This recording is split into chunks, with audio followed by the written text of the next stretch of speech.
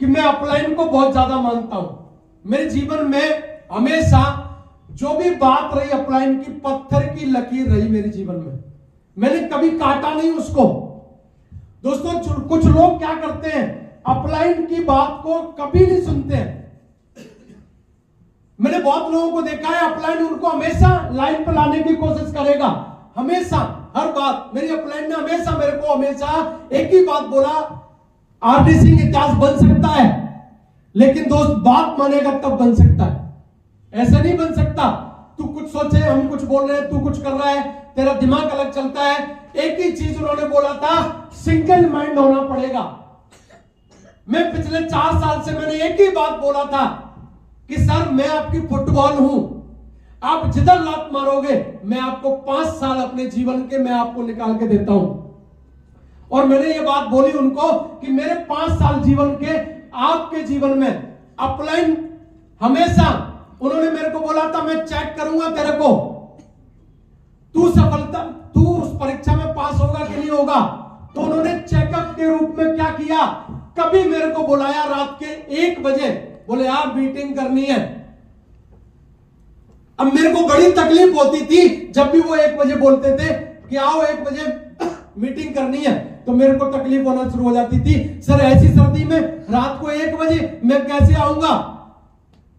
ये क्या कर रहे थे, वो ये चेक कर रहे थे कि ये आएगा कि नहीं आएगा। ये अगर भविष्य बदलना चाहता है तो ये जरूर आएगा, और नहीं बदलना चाहता है तो ये सोएगा आराम से। लेकिन दोस्त उन्होंने बुलाया और मैं वहां पहुंचा कि सर आप बताओ, रात के 1 छोड़ो, आप तो 2 बजे बोलो, 3 बजे बोलो, ये 5 साल का जीवन आपके नाम है, ये किराए से है, और आप जैसा जैसा बोलेंगे मैं वैसा वैसा कर लूंगा, वैसा वैसा करना शुरुआत कर दूंगा। और दोस्तों वो दिन है कि आज का दिन है। मेरी अपलाइन ने हमेशा जिस परीक्षा में मेरे को उन्होंने लिया, मेरी परीक्षा जब उन्होंने ली, मैंने हमेशा उस परीक्षा में मैं पास हुआ।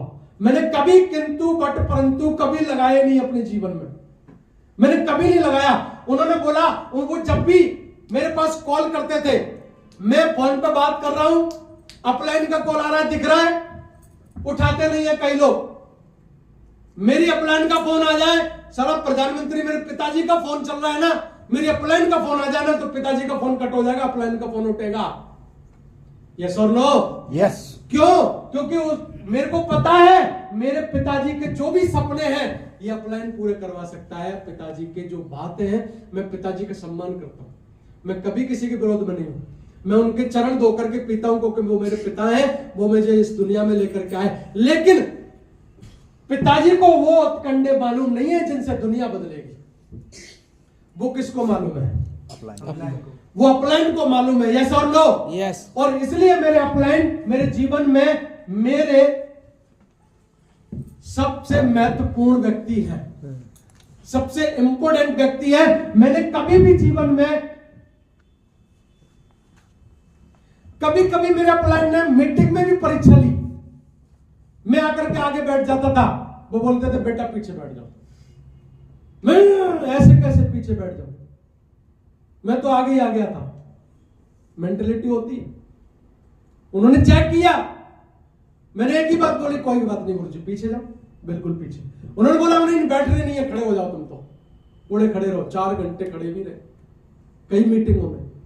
किंतु बट परंतु इस शख्स के सामने कभी था ही नहीं, और ना अभी भी है। इसने बोले बेटा दूसरे दिन जाकर के करनी पड़ेगी। मैं चाहता तो इसको, मैंने 8 तारीख का प्रोग्राम था ये, उन्होंने बोले बेटा खिसका लो इसको। मैं बोल सकता था कि 21 को करवा दो गुरुजी, 21 को भी संडे पड़ रहा है, आराम से निपटा के आ जाऊंगा सारी चीजें।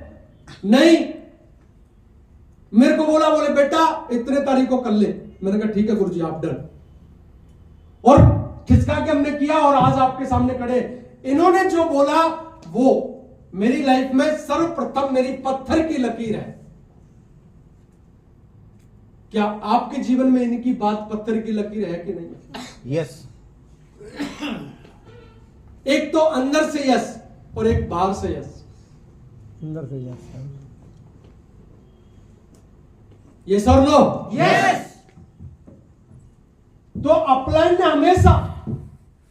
हमेशा हर जगह पे मुझे चेकअप किया, मैं हमेशा पास हुआ। और दैट इज वाई, इसका कारण यह है कि आज मेरे पास में उन सब लोगों से जिन्होंने बात नहीं मानी थी ना, उन सबको मैंने क्रॉस करके आगे पहुंच गया मैं आज।